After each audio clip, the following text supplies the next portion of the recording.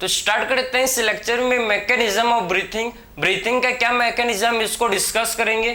तो ये आप देखो कि क्या मैकेनिज्म है ब्रीथिंग का, इसको हम लोग डिस्कस करेंगे। सो मैकेनिज्म ऑफ ब्रीथिंग, ठीक है, मैकेनिज्म ऑफ ब्रीथिंग। तो ब्रीथिंग को सबसे पहले हम लोग डिफाइन करेंगे। ब्रीथिंग क्या होता है? ब्रीथिंग का नॉर्मली जो इसका मीनिंग है ये होता है भाई normal inhalation and exhalation of air, मतलब सिंपल सांस लेना सांस बाहर छोड़ना, इसी को क्या बोलते हैं हम लोग? इसी को ब्रीथिंग बोलते हैं।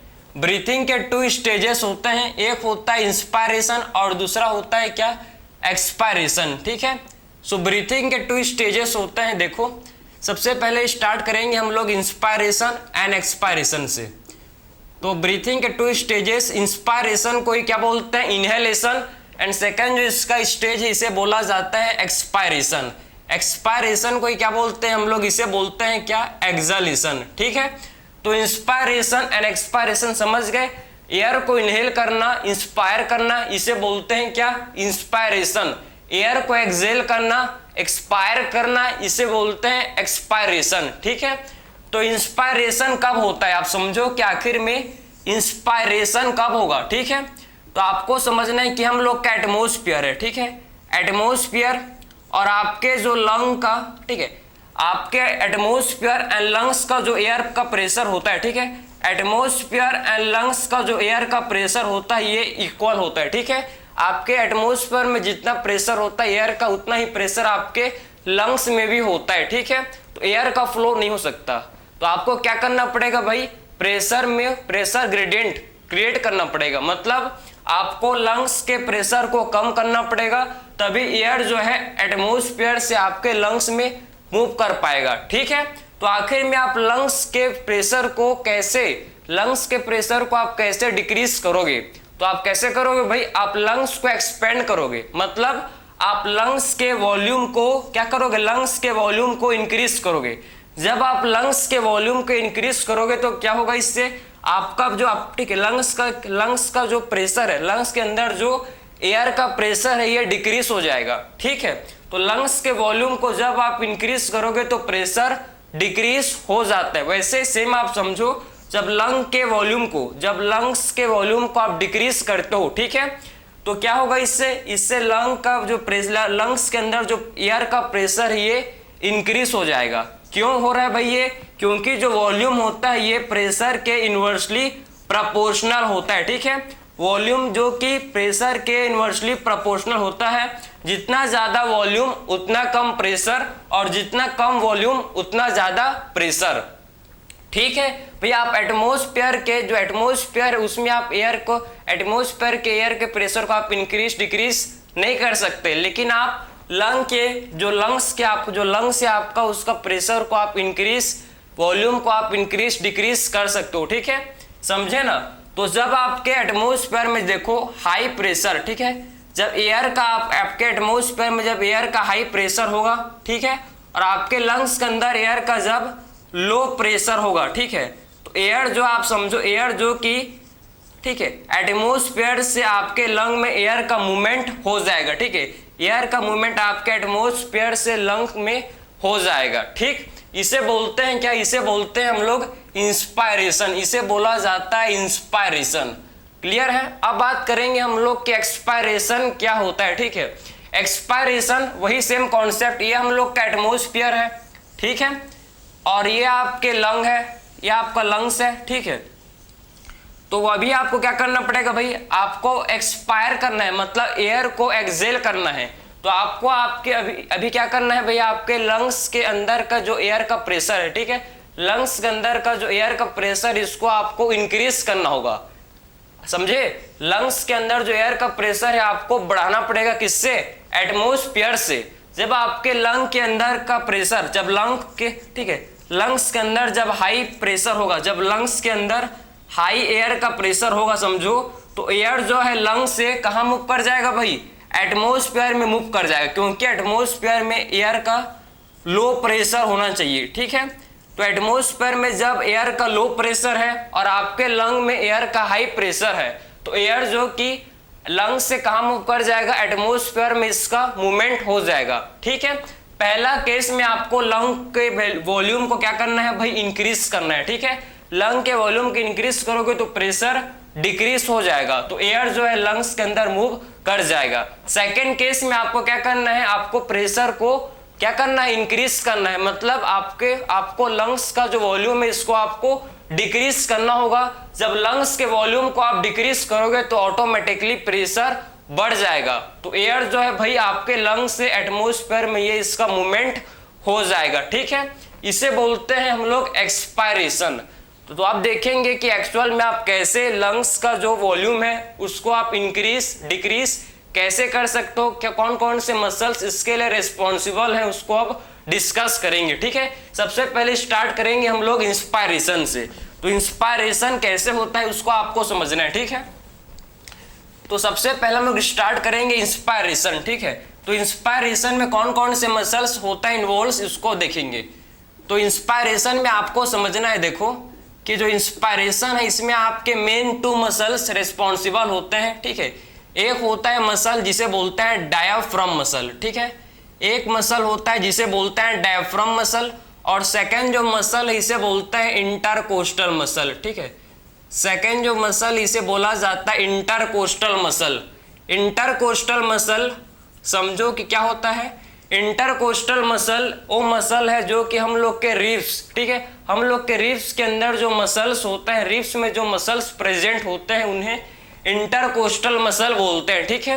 इंटरकोस्टल मसल 2 टाइप के होते हैं भाई, एक होता है एक्सटर्नल इंटरकोस्टल मसल और दूसरा होता है इंटरनल इंटरकोस्टल मसल, ठीक है।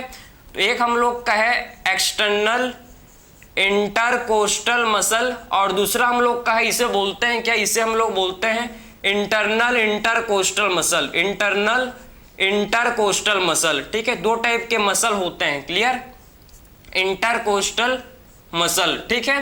तो 2 टाइप के हम लोग के intercostal muscle, external intercostal muscle और internal intercostal muscle. External intercostal muscle ये 2 रिब्स के सरफेस में होते हैं प्रेजेंट, और internal intercostal muscle between 2 ribs, ठीक है। 2 रिब्स के बीच में जो मसल्स होते हैं प्रेजेंट, इसे बोलते हैं, इन्हें हम लोग बोलते हैं इंटरनल इंटरकोस्टल मसल, ठीक है।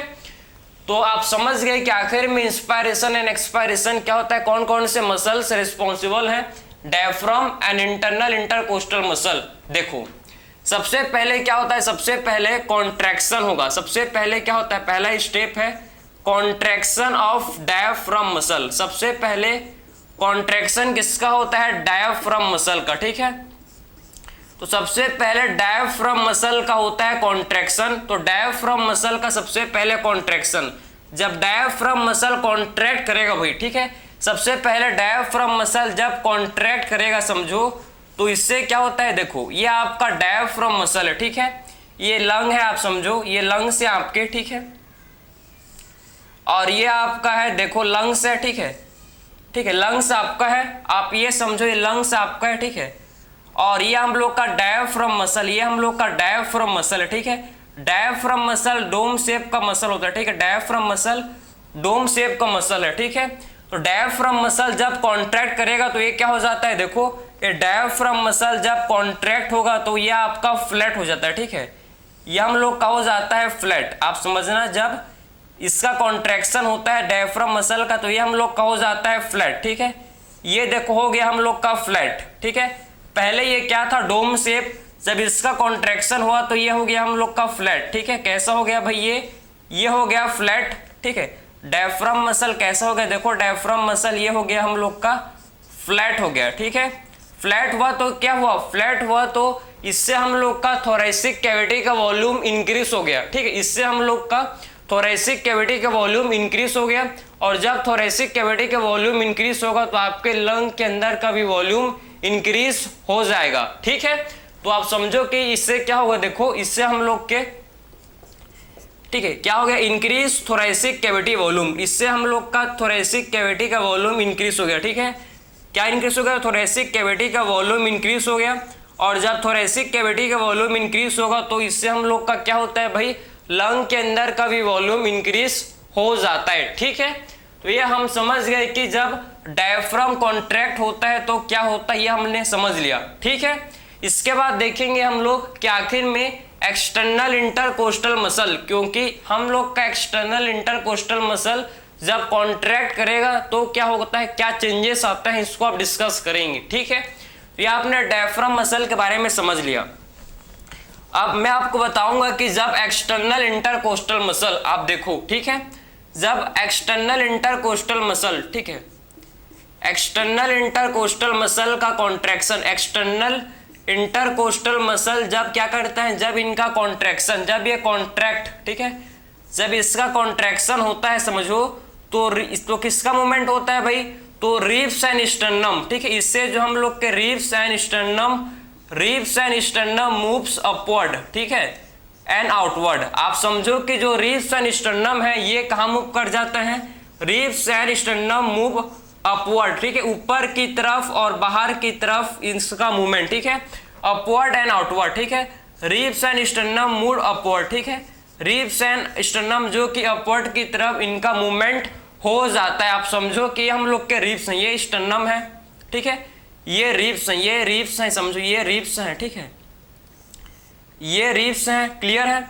जब इनका कॉन्ट्रैक्शन होगा तो देखो इनका कॉन्ट्रैक्शन, ठीक है, इनका कॉन्ट्रैक्शन होगा, आप समझो, तो इनका जब कॉन्ट्रैक्शन होगा तो आप समझना है क्या होता है इसे, ठीक है, जब इनका कॉन्ट्रैक्शन होगा तो आपके रिब्स फ्लैट हो जाता है, ठीक है, रिब्स जो कि ऊपर की तरफ इनका मूवमेंट हो जाता है, ये देखो, ये आपके रिब्स, ठीक है, समझे, ये आपके रिब्स जो कि पहले क्या थे भाई, पहले आपके रिब्स नीचे की तरफ थे, लेकिन जब एक्सटर्नल इंटरकोस्टल मसल का कॉन्ट्रैक्शन हुआ तो रिब्स, आपके जो रिब्स हैं, देखो इसका मूवमेंट अपवर्ड, ठीक है, रिब्स एंड स्टर्नम का मूवमेंट कहाँ हो गया, रिब्स एंड स्टर्नम का मूवमेंट ऊपर की तरफ हो गया, ठीक है। तो इससे भी क्या होगा, इससे भी आप समझो, इससे भी आपके इंक्रीज थोरेसिक कैविटी वॉल्यूम, ठीक, इससे भी आपके थोरेसिक कैविटी का वॉल्यूम इंक्रीज हो जाएगा, ठीक है, increase thoracic cavity volume, thoracic cavity volume, ठीक, इससे आपके थोरेसिक कैविटी का वॉल्यूम जो ये इंक्रीज हो जाएगा, ठीक है, थोरेसिक कैविटी का वॉल्यूम इंक्रीज हो जाएगा, क्लियर है। तो अभी तक हम लोग ने क्या समझा कि कुल मिलाकर ओवरऑल क्या देख रहे हैं कि थोरेसिक कैविटी का वॉल्यूम इंक्रीज हो रहा है, ठीक है। आप समझो कि कुल मिला के आप समझो कि जब डायफ्राम का कॉन्ट्रैक्शन हुआ और आपके एक्सटर्नल इंटरकोस्टल मसल, ठीक है, diaphragm and external intercostal muscle जब कॉन्ट्रैक्ट कर रहे हैं भाई, तो आपके थोरेसिक कैविटी का वॉल्यूम इंक्रीज हो रहा है, ठीक है, ये आपने समझ लिया। तो अभी देखो ओवरऑल, देखो ओवरऑल क्या देखेंगे हम लोग, ठीक है, ओवरऑल देखेंगे कि इंक्रीज थोरेसिक कैविटी वॉल्यूम, ठीक है, ओवरऑल थोरेसिक कैविटी का वॉल्यूम इंक्रीज हो रहा है, ठीक है, ओवरऑल थोरेसिक कैविटी का वॉल्यूम जो कि इंक्रीज हो रहा है, ठीक है, थोरेसिक कैविटी का वॉल्यूम इंक्रीज हो रहा है, समझ गए। तो इससे इंट्रा पल्मोनरी वॉल्यूम भी क्या होगा, इससे भाई लंग्स के अंदर भी वॉल्यूम इंक्रीज होगा, ठीक है, इससे क्या होगा, जो लंग्स के अंदर, मतलब लंग के अंदर के वॉल्यूम को बोला जाता है क्या, लंग के अंदर के वॉल्यूम को बोला जाता है इंट्रा पल्मोनरी वॉल्यूम, ठीक है।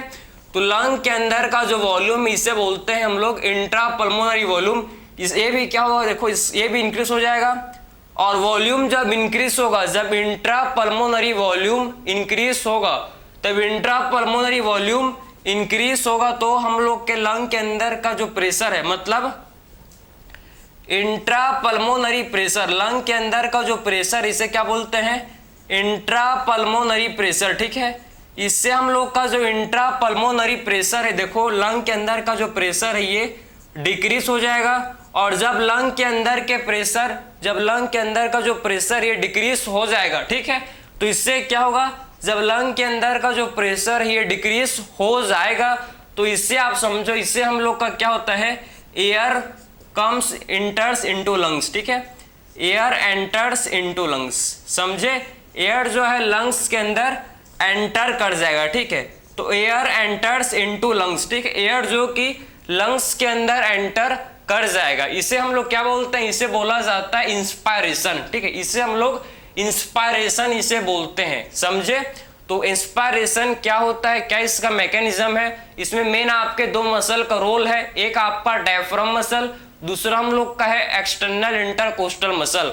जब दोनों कॉन्ट्रैक्ट करता है तो क्या होता है भाई, जब दोनों मसल कॉन्ट्रैक्ट करेंगे तो ओवरऑल क्या होता है, थोरेसिक कैविटी का वॉल्यूम इंक्रीज होता है।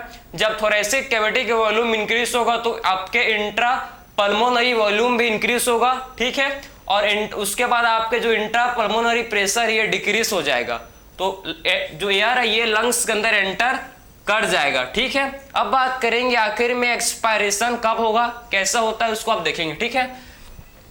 तो एक्सपायरेशन कैसे होगा उसको आप डिस्कस करेंगे, देखो, ठीक है।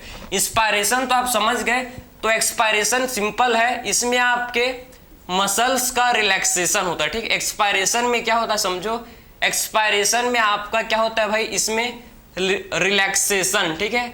इसमें रिलैक्सेशन होता है दोनों मसल का रिलैक्सेशन ऑफ, ठीक है, किसका भाई, एक आपका डायफ्राम मसल, ठीक है, डायफ्राम मसल का रिलैक्सेशन होगा इसमें, डायफ्राम मसल, ठीक है। और दूसरा आपके एक्सटर्नल इंटरकोस्टल मसल, ठीक है। दूसरा हम लोग का कौन सा, एक्सटर्नल इंटरकोस्टल मसल, ठीक है। तो दोनों मसल का क्या होगा इसमें, ठीक है, रिलैक्सेशन होता है, ठीक है, समझे। तो एक्सपायरेशन में रिलैक्सेशन होगा diaphragm muscle and external intercostal muscle. जब ये रिलैक्स करेंगे तो क्या होता है, देखो ओवरऑल क्या होगा इसमें, इससे ओवरऑल देखो, इसमें जब दोनों मसल का रिलैक्स होंगे तो ओवरऑल आप देखो कि डिक्रीज, ठीक है, डिक्रीज थोरेसिक कैविटी वॉल्यूम। इससे क्या होता है भाई, ओवरऑल देखेंगे तो थोरेसिक कैविटी का वॉल्यूम, थोरेसिक कैविटी का वॉल्यूम डिक्रीज होता है, ठीक है। ओवरऑल थोरेसिक कैविटी का वॉल्यूम डिक्रीज होता है। जब थोरेसिक कैविटी का वॉल्यूम डिक्रीज होगा, ठीक है, तो इससे क्या होगा भाई, इससे आपके लंग्स के अंदर का वॉल्यूम भी डिक्रीज होगा, मतलब इंट्रा पल्मोनरी वॉल्यूम भी आपका डिक्रीज होगा, ठीक है। थोरेसिक कैविटी का वॉल्यूम जब डिक्रीज होगा तो इससे क्या होगा, इससे आपके लंग के अंदर का वॉल्यूम भी डिक्रीज होगा, मतलब इंट्रा पल्मोनरी वॉल्यूम भी आपका डिक्रीज होगा, ठीक है। इंट्रा पल्मोनरी वॉल्यूम भी डिक्रीज होगा, तो इससे आपके लंग के अंदर का जो प्रेशर है भाई, वॉल्यूम डिक्रीज होगा तो प्रेशर इंक्रीज होगा, ठीक है। तो जो लंग के अंदर प्रेशर ये इंक्रीज हो जाएगा, ठीक है। लंग के अंदर जो प्रेशर, एयर का जो प्रेशर ये आपका बढ़ जाएगा, तो इंट्रा पल्मोनरी प्रेशर जो कि इंक्रीज हो जाएगा, ठीक है। और जब आपके लंग के अंदर एयर का प्रेशर बढ़ जाएगा तो एयर जो है लंग से कहाँ चल जाएगा भाई, एयर जो कि लंग से आपके एटमॉस्फेयर में एयर का मूवमेंट हो जाएगा, ठीक है। तो इससे क्या होगा, देखो एयर मूव्स आउट, ठीक है, मूव्स आउट फ्रॉम लंग्स, ठीक, इसे बोलते हैं expiration, moves out from lungs, ठीक है। एयर ठीक है, moves out from lungs, air जो है आपके लंग से मूव होकर एटमॉस्फेयर में चला जाएगा, इसे बोलते हैं हम लोग एक्सपायरेशन। तो ये हम लोग का मैकेनिज्म था कि आखिर में नॉर्मल इंस्पायरेशन एंड एक्सपायरेशन कैसे होता है, ये हम लोग का पूरा आज का लेक्चर था।